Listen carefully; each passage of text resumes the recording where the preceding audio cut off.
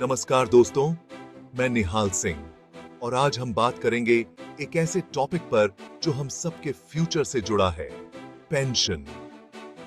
जी हां, central government ने 24 अगस्त को यूनिफाइड पेंशन स्कीम यानी यूपीएस का ऐलान किया है और इस न्यूज ने सबके मन में कई सवाल खड़े कर दिए हैं। ये एग्जिस्टिंग एनपीएस से कितनी अलग है? क्या सचमुच में ये आपके लिए फायदेमंद है? और क्या इस नई स्कीम में कोई गड़बड़ तो नहीं? इन सभी क्वेश्चंस के जवाब जानने के लिए हमारे साथ आखिर तक बने रहिए, क्योंकि आज हम आपके लिए यूपीएस की पूरी जानकारी लेकर आए हैं, वो भी बिल्कुल आसान भाषा में। दोस्तों, सबसे पहला सवाल जो आपके मन में आ रहा होगा वो ये कि आखिर ये नई स्कीम कब से स्टार्ट होगी? तो जवाब ये है कि आपको थोड़ा वेट करना होगा। सरकार ने अभी इसे अगले फाइनेंशियल ईयर यानी 1 अप्रैल 2025 से लागू करने का फैसला लिया है। अब आते हैं असली सवाल पर। यूपीएस में ऐसा क्या नया है जो इसे एनपीएस से अलग बनाता है? तो दोस्तों, यूपीएस के तहत आपको आपकी आखिरी सैलरी के आधार पर पेंशन मिलेगी। जी हां, आपने सही सुना। कर्मचारियों को उनके रिटायरमेंट से पहले के आखिरी 12 महीने की बेसिक पे के औसत का 50% बतौर पेंशन दिया जाएगा और अगर आपने 25 साल से कम नौकरी की है तो आपको उसी हिसाब से पेंशन मिलेगी। लेकिन एक बात का ध्यान रखिएगा, अगर आपने 10 साल या उससे ज्यादा नौकरी की है तो आपको कम से कम 10,000 रुपए पेंशन के तौर पर मिलेंगे। अब आपके मन में यह सवाल जरूर उठ रहा होगा कि क्या राज्य सरकार के कर्मचारियों को भी इसका फायदा मिलेगा? तो दोस्तों, अभी तो सरकार ने यह साफ कर दिया है कि यूपीएस को केवल केंद्र सरकार के कर्मचारियों के लिए ही लाया जा रहा है। अब आते हैं उस सवाल पर जिसका जवाब जानने के लिए आप सभी बेसब्री से इंतजार कर रहे होंगे। यूपीएस में आपकी सैलरी से कितना पैसा कटेगा?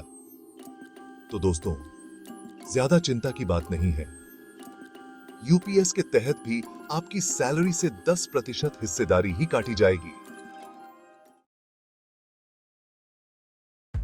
चैप्टर 5, मौजूदा एनपीएस में क्या हैं खामियां? अब आप सोच रहे होंगे कि जब पहले से ही एनपीएस लागू है तो फिर यूपीएस लाने की क्या जरूरत पड़ी? तो दोस्तों, एनपीएस में कुछ खामियां थीं जिनकी वजह से सरकार को यह कदम उठाना पड़ा। दरअसल एनपीएस के तहत कर्मचारियों को अपनी सैलरी से पैसा कटवाना पड़ता है, जबकि ओपीएस में बिना पैसा कटे पूरी रकम पेंशन के तौर पर मिल जाती थी। चैप्टर 6, यूनिफाइड पेंशन लाने का क्या मकसद है? ओपीएस और एनपीएस से कितना बेहतर?